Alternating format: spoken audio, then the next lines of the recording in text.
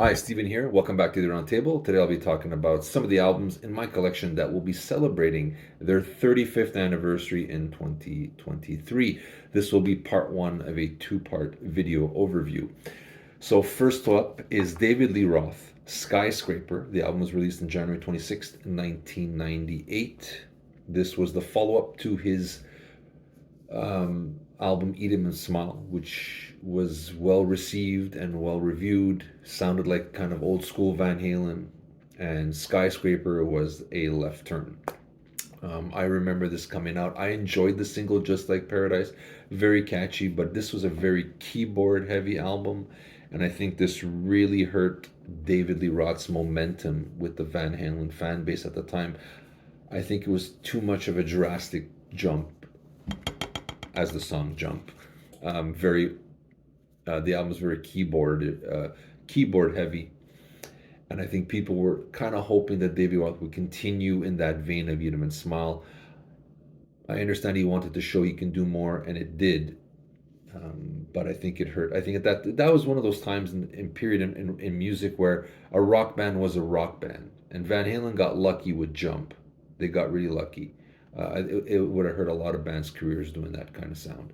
And I think this hurt David Lee Roth's momentum in his solo career. I think if he would have done A Little Ain't Enough right after that kind of rock and then do Skyscraper, I think his solo career would have had a whole different trajectory. But that's, again, my opinion on it.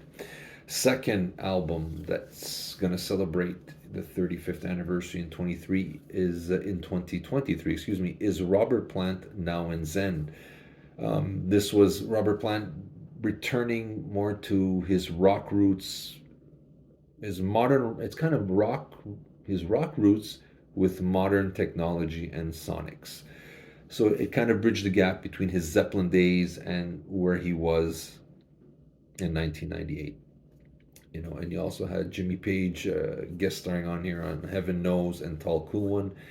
The album, I think, is probably his biggest seller of his solo career, and it went 3 times platinum or 3 million units, whatever you prefer.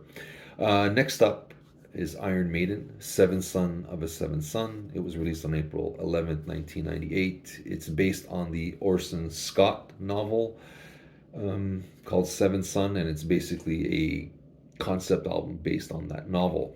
Great albums. A lot of Iron Maiden fans consider that as the last great Iron Maiden album. I'm not sure about that. I think they've made some other good ones too, like Senjutsu was pretty good, and Brave New World. But I think Seventh Son of a Son is a great album and deserves to be in your collection.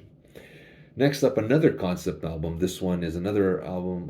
This one is Queensryche Operation Mindcrime, concept album about a radicalized and drug addict named Nikki, who's played by then lead singer Jeff Tate. Hit singles Eyes of a Stranger and I Don't Believe in Love. This is the album that brought Queensryche to the mainstream. I know I picked it up, and I enjoyed that album to this day. I can go back to it. I think it's a really good concept album. Next up, not my favorite Prince album, but nonetheless, it's Prince. This came out May 10th, 1998. This one is called Love Sexy. This was the follow-up to his masterpiece, Sign of the Times. Originally, he's going to release a darker rap kind of album called The Black Album, and at the very last minute, he decided he didn't want to release that kind of dark kind of album to his fan base or to the public. So one day he just re-recorded 8 tracks, and he only had added one album from the Black Album, which was When Two Are in Love. Interesting about the CD, it runs as one track, ranging, I think it was 60 minutes, and it's one track. You can't break it up, which was an interesting thing at the time, but yet frustrating if you wanted to try to rip some of the songs. But I digress. Again, interesting way of doing it. Not my favorite Prince album, but good album nonetheless.